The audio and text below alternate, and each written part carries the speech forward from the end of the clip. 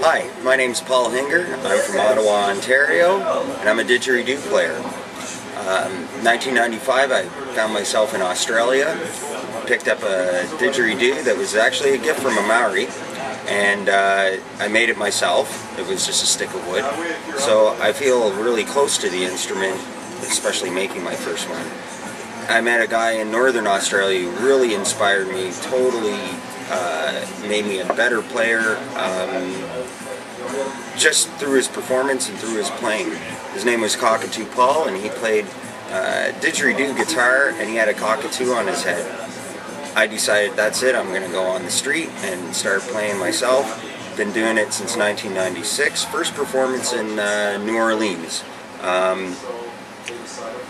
From that point, I went to, I added an ugly stick from Newfoundland, and I found a didgeridoo in Austria that is actually made in Austria. So I feel kind of Aboriginal when I play these two things. And now I stand on a big case, get high, show everybody my big thing, and I set my head on fire, and it's been a really great ride.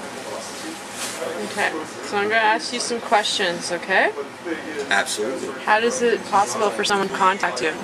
You can contact me personally at phingerdige.com, D-I-D-G-E. So that's PHINGERDIDGE at hotmail.com.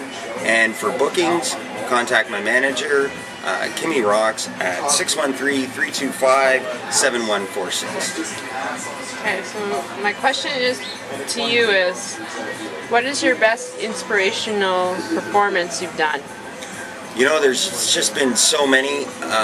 As a busker, having a child give me something that was really special to them, and just to them, a purple ribbon in a subway in Montreal, I just felt that was a true gift from the heart.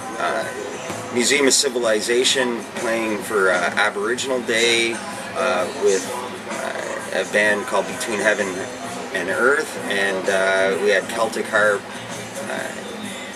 didgeridoo, and native flute. It was just really special, and just kids in general. I love doing schools. An autistic child actually spoke for the very first time in front of his peers after my performance, and nobody. It was just so special. I was honored to have that. Okay. Describe the history of the didgeridoo. Well, I know the tip of the iceberg.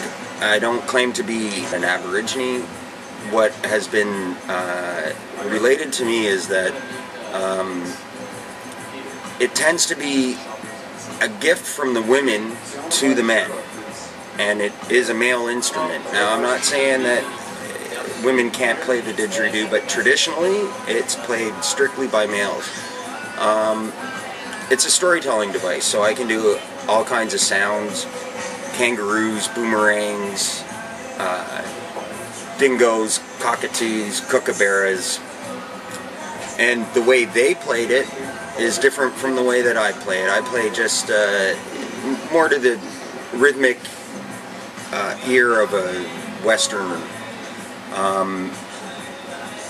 But for an Aborigine, it's a way to tell their story. And I don't hunt kangaroo, so I can't really speak to that.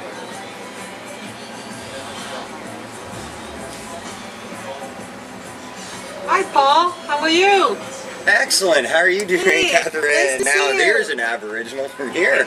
Yes, I really enjoyed your playing. I caught you on the street just before and listened to you play the didgeridoo and say your big stick. That was very, very fun. That was fun. It was my very first time doing that show, and you know, I'm really glad you showed up, that you happened to be around. I'm impressed with you standing on your case like that. That must look I'm very getting high scary showing from up everybody my big thing and setting my head on fire.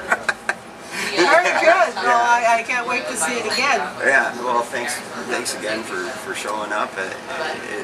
It inspires me when my good friends get inspired by me. It is a show about me, actually. Well, it is. It is all about you. But thank you very much. That was fun. Excellent. Anything else you want to say? I'm didgeridoo done. Now I'm gonna drink a beer.